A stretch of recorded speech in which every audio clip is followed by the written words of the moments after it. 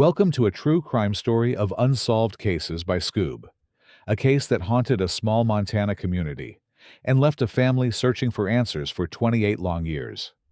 This is the story of Danielle Danni Houchins, a vibrant 15-year-old whose life was cut tragically short on a September day in 1996, and the relentless pursuit of justice that finally brought her killer to light in 2024.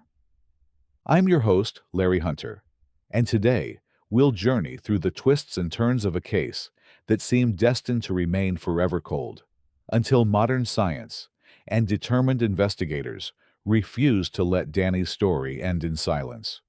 From a family argument that led to a fateful drive, to cutting-edge genetic genealogy that cracked the case wide open, this is the story of how the truth finally surfaced from the muddy waters of the Gallatin River.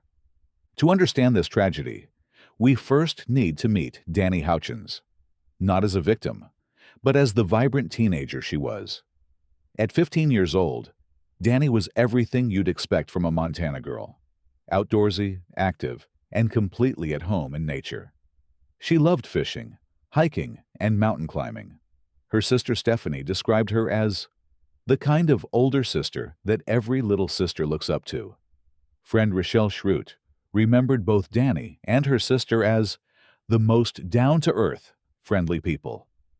Picture Belgrade, Montana in 1996. A small community where everyone knows everyone, where teenagers drive themselves to fishing spots without a second thought, where nature is your backyard playground. This was Danni's world. And on Saturday, September 21st, 1996, it was about to be shattered forever. The day began with tension at home. There had been a family argument, the kind of disagreement that happens in every household. Nothing unusual, nothing that suggested the devastating events to come. But for Danni, it was enough to make her want some space, some time to clear her head. Around 11 a.m., she made a decision that would cost her everything. She drove off from her Belgrade home, heading for the Cameron Bridge fishing access on the Gallatin River near Bozeman. This wasn't unusual for Danni. She was comfortable outdoors, familiar with these spots. The Cameron Bridge fishing access was a popular location, peaceful, scenic, the kind of place where a teenager could sit by the water and let the troubles of the day wash away. She was alone, seeking solitude, completely unaware that someone else was about to enter her story. As the afternoon stretched on in Belgrade, Danni's mother began to worry. When your teenager doesn't come home for dinner, especially after leaving upset, parental instincts kick into high gear. What started as mild concern quickly escalated as hours passed without word from Danni. Her mother did what any worried parent would do. She set out to find her daughter. The drive to Cameron Bridge fishing access must have felt eternal, filled with that particular anxiety that comes when you know something isn't right, but hope you're being overprotective. What she found there would confirm her worst fears. Danni's truck sat in the parking lot, abandoned. Nearby, along the walking path, lay her keys and water bottle, items Danni would never have willingly left behind. But of Danni herself, there was no sign. The Gallatin County Sheriff's Office deputies were called in as daylight began to fade. They searched until darkness forced them to stop, their efforts hampered by the challenging terrain. The area around Cameron Bridge was not forgiving. Swampy, heavily wooded, with thick brush and shallow pools of muddy water. Visibility was limited to just a few feet in many spots, and the uneven ground made searching treacherous. But some people refused to give up when official search efforts paused. Family friends who knew the area intimately continued looking through the night. These weren't trained search and rescue professionals. They were people who loved Danni, driven by desperation and hope, willing to crawl through marshland in the dark. Their persistence paid off in the worst possible way. Far back from the walking path, hidden in the muddy undergrowth of a shallow pool, they found her. Danni lay face down in the murky water, her young life over, her family's nightmare just beginning. The discovery of Danny's body immediately sent shockwaves through the community. Rumors flew. Was this murder? An accident? How does a healthy, outdoorsy teenager end up dead in familiar territory? On September 23, 1996, 2 days after the discovery, Danny's body arrived at the Montana State Crime Lab in Missoula for autopsy. Medical examiner Gary Dale faced the challenging task of determining not just how Danny died, but why. The physical evidence told a straightforward story on the surface. Water and muddy material in her lungs, and airways indicated drowning as the immediate cause of death. Toxicology results showed she hadn't been drinking or using drugs. But the story became more complex when examining the manner of death. Here's where things get crucial and controversial. The medical examiner listed the manner of death as undetermined. This wasn't a cop-out. It was an admission that while they knew drowning killed Danny, they couldn't say with certainty whether it was accidental, suicide, or something more sinister. The terrain itself seemed to support an accident theory. The marshy ground was treacherous, full of hidden pools and uneven surfaces. Sheriff Bill Slaughter noted the absence of obvious external injuries, telling reporters that accidental drowning had to be considered. The thick brush and challenging topography could easily explain how someone might fall and become disoriented. Officials told Danny's family that she could have just tripped and fell, and that they don't really know what happened. For a grieving family desperate for answers, this uncertainty was torture. Stephanie Mollett found the suggestion absurd. She knew her sister, knew her capabilities outdoors, knew this didn't feel right. But there's something the family wasn't told initially, something that wouldn't surface until years later when they finally got access to more detailed autopsy information. The report noted bruises on Danny's body, including marks on the back of her neck that suggested someone had held her head down forcefully. There was also evidence of recent sexual assault. These details, which should have immediately shifted the investigation toward homicide, somehow didn't translate into a murder investigation in 1996. The case was classified as undetermined and essentially went cold, leaving a family with devastating questions and a community wondering if a killer walked among them. For nearly 23 years, Danny's case gathered dust in filing cabinets, while her family lived with unanswered questions. Stephanie Mollett became the voice for her sister, calling the sheriff's office repeatedly, pushing for new investigations, refusing to let Danny be forgotten. She always knew in my heart that it couldn't have been an accident. Then, in 2019, something shifted. Captain Matt Boxmeyer at the Gallatin County Sheriff's Office made a decision that would eventually change everything. He reached out to Danny's family and announced they were reopening the case. After decades of frustration, there was finally hope. The decision wasn't made lightly. DNA, collected in 1996, had never matched anyone in law enforcement databases. 4 hairs found on Danny's body had been preserved, but couldn't yield useful genetic information with the technology available at the time. However, investigators believed that advancing forensic science might eventually provide the breakthrough they needed. When Dan Springer became sheriff in 2021, he brought fresh energy and a commitment to using cutting-edge methods. Springer understood that sometimes you need outside perspectives to break through decades of stagnation. He made 2 crucial hires. Private investigator Tom Elfmont, a retired LAPD officer experienced with complex cases, and Sergeant Court Depweg from Newport Beach Police Department, who specialized in using modern DNA technology for cold homicides. These investigators weren't part of the original 1996 team. They approached the evidence with fresh eyes, reviewing old files and witness interviews while focusing especially on physical evidence that had been carefully preserved for decades. The breakthrough came through a combination of scientific advancement and meticulous preservation. Those 4 hairs from 1996, which had been carefully stored, were sent to Astria Forensics in California. Using technology that didn't exist in 1996, the lab successfully created a partial DNA profile from one of the hairs, something impossible with earlier methods since the hairs lacked roots and skin cells. This partial profile became the key to everything that followed. Using forensic genetic genealogy, a method that explores DNA similarities in public genealogy databases, genealogists in Virginia began building family trees that would eventually point investigators toward a specific person. As Sheriff Springer later explained, the technology used in 2024 did not exist 10 years ago, 20 years ago, 28 years ago.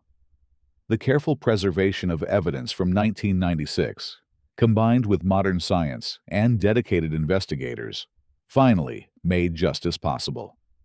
In May 2024, after months of painstaking genealogical work, investigators had a name: Paul Nathaniel Hutchinson. The 55-year-old from Dillon, Montana had lived quietly for years, working for the Montana Bureau of Land Management for over 2 decades. He had no criminal record, no known connection to Danni, and no apparent reason to appear on anyone's radar. But DNA doesn't lie. The genetic profile from those preserved hairs matched Hutchinson perfectly. Sheriff Springer called it discovering a suspect that was otherwise invisible to law enforcement for decades. This wasn't someone who had been questioned in 1996, or someone who had raised red flags over the years. Paul Hutchinson had been hiding in plain sight, not through elaborate deception, but through the simple anonymity of an ordinary life. In 1996, Hutchinson had been a 55-year-old graduate student at Montana State University in Bozeman with a work-study position with the Fish and Wildlife Service.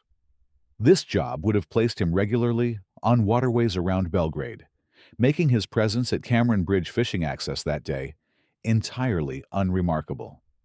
He was supposed to be there, or at least somewhere similar, as part of his normal routine. The revelation was stunning for Danni's family and investigators alike. After 28 years of wondering who could have done this, the answer was someone who had never been on their radar, a man who had been living freely while a family suffered without answers. A community wondered about safety, and a young girl's murder went unpunished. On July 23, 2024, investigators approached Paul Hutchinson for questioning. This was the moment they had worked toward for years, the chance to finally get answers directly from the person responsible for Danni's death. The interview didn't go as anyone might have expected. Hutchinson was visibly distressed from the start. Investigators noted that he sweated profusely, scratched his face, and chewed on his hand while answering questions. When detectives showed him a photograph of Danni, his discomfort became even more apparent. The meeting lasted nearly 2 hours, but no confessions were recorded. Sheriff Springer later explained that investigators approached the interview with extreme caution because of Hutchinson's unpredictable reactions and the sensitive nature of the case.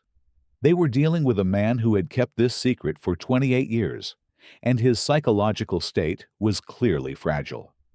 Whatever was said in that room, whatever pressure Hutchinson felt, whatever guilt or fear had been building inside him for nearly 3 decades, it culminated in a decision that would forever deny justice the satisfaction of a trial.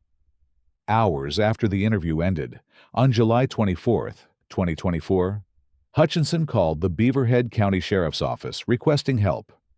When deputies arrived at the location he had provided, a rural road, they found Paul Hutchinson dead from a self-inflicted gunshot wound. In choosing to end his own life, Hutchinson took with him any chance of understanding his motivations, any opportunity for Danni's family to hear him take responsibility, any possibility of learning the full truth about what happened that September day in 1996. With Hutchinson dead and no confession to guide them, investigators had to reconstruct what likely happened between him and Danni based on physical evidence and logical deduction. The sheriff's office concluded this was a crime of opportunity. Hutchinson encountered Danni by chance when she was alone at Cameron Bridge and attacked her impulsively rather than as part of any premeditated plan.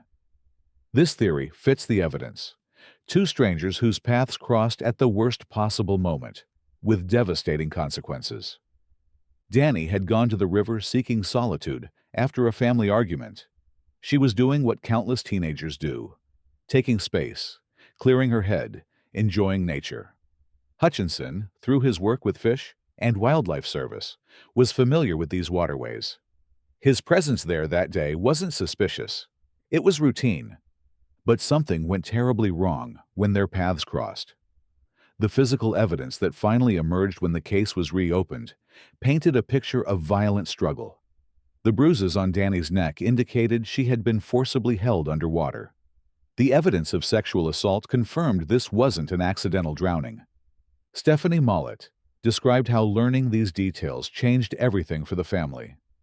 When I read the report years later, I understood that Danni had been forced under the water and that the injuries were inconsistent with an accidental fall. The mystery became clear violence. The uncertainty became horrible clarity. What we'll never know is what drove Hutchinson to attack Danni. He had no history of violence, no criminal record that might have predicted such an act. Sheriff Springer noted that at the time of the murder, Hutchinson had no recorded history of violence or criminal behavior, and was a student and later a long-term employee of the Bureau of Land Management. Was it a sudden psychological break? Had he been harboring violent tendencies that no one suspected? Was there something about that particular day, that particular moment, that triggered an uncharacteristic act of violence? These questions died with Hutchinson on that rural road. On August 8, 2024, the Gallatin County Sheriff's Office held a press conference that had been 28 years in the making. Sheriff Springer stood before cameras and officially announced that the case was solved.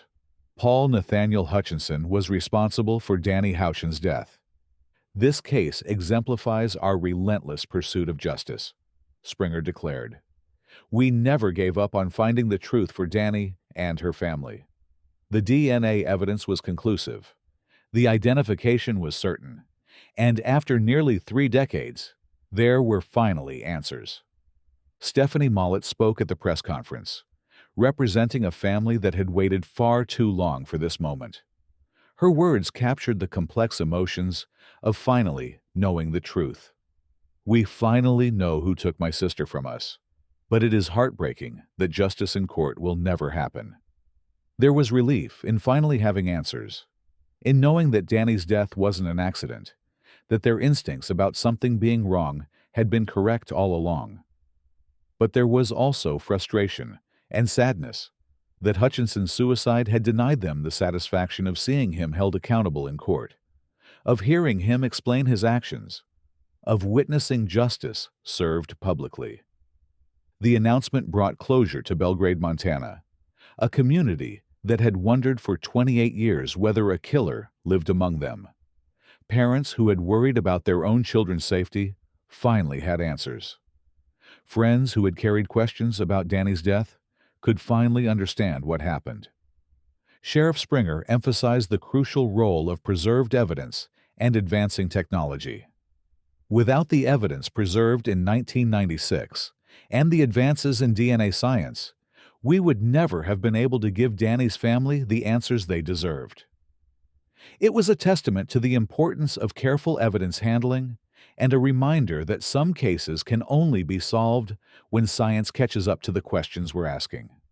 Danni Houchins was just 15 years old when her life ended in the cold waters of a Montana river. What should have been a future filled with milestones instead became a 28-year fight for answers, a fight driven by a family that refused to let her name fade into silence. This case reveals both the promise and the failure of justice. Investigators who eventually uncovered the truth, scientists who gave Danni a voice decades later, and the devastating cost of a case mishandled at the start. Her killer was finally identified, but only after years of unanswered questions and unimaginable grief. Yet one haunting question remains. What if this truth had surfaced sooner? And how many other voices are still waiting to be heard? If you want to dive deeper into the evidence, the missed moments, and the breakthroughs that finally solved this case? Download the Skoob app now to get access to the full story. Because some truths may take decades to surface, but they deserve to be heard in full.